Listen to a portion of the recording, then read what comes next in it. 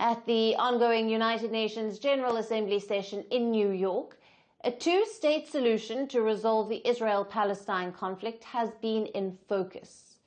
For decades, while there has been a debate on it, another West Asian country has been taking notes.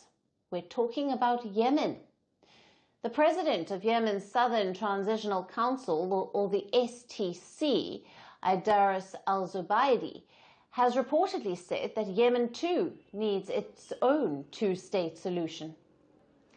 Now, speaking to The Guardian on the sidelines of the UNGA, al-Zubaidi also warned that there is currently no prospect of dislodging the Houthis from power in North Yemen.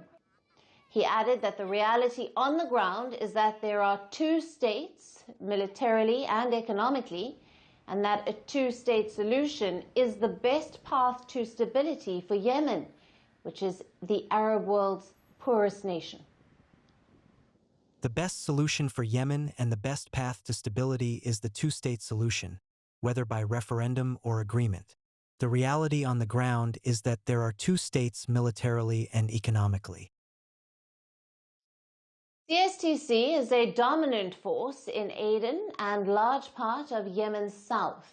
It has always advocated separation for the south. Yemen is not new to the two states division. Between 1967 and 1990, it was divided in two.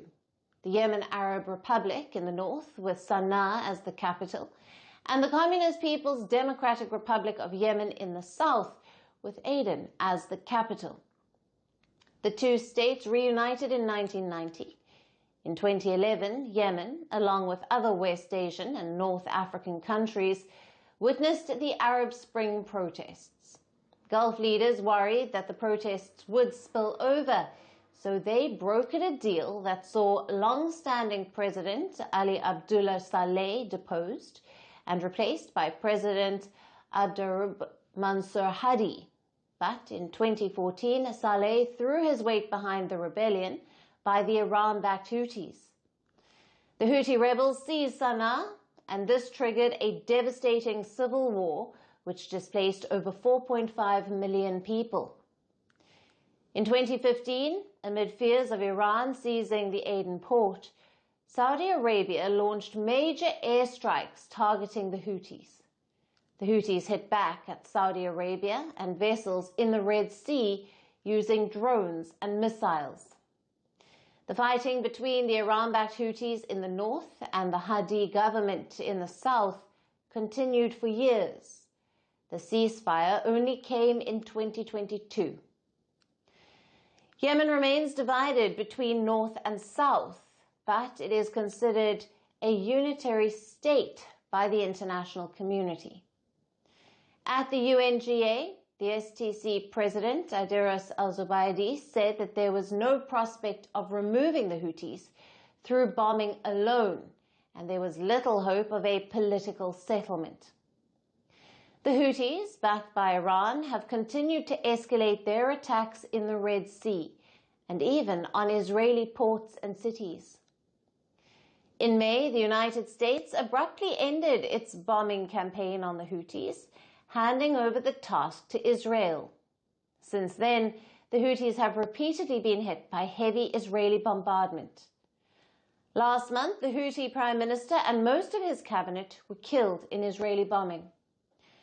However, there are still not enough signs of continued Israeli offensive, destabilizing the Houthi leadership. The latest attacks by the Houthis are proof of this. On Wednesday, at least 20 people were injured in a Houthi drone attack on the Israeli resort city of Eilat. The Houthi drone bypassed Israeli defense systems. Houthi attacks have worsened Yemen's economy as the south faces difficulty in exporting oil. Now, this has made Yemen dependent on Saudi Arabia for income. Riyadh and the UN say the goal is to protect the 40 million Yemenis in one country. But this seems plausible only in two situations.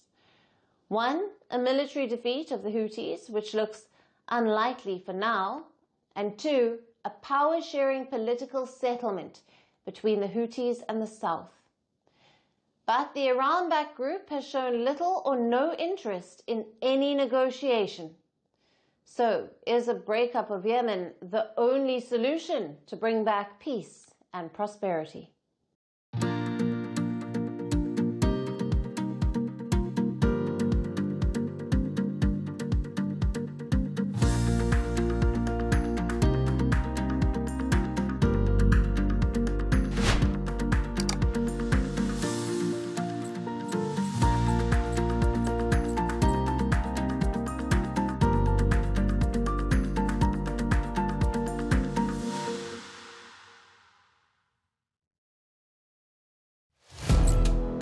Firstpost now available in 9 languages on YouTube.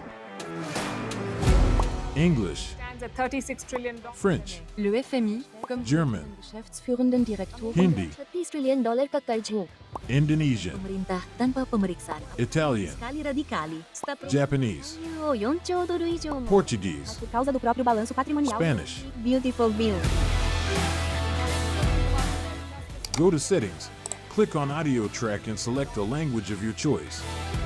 Be the first to know what's happening around you in your first language. Firstpost.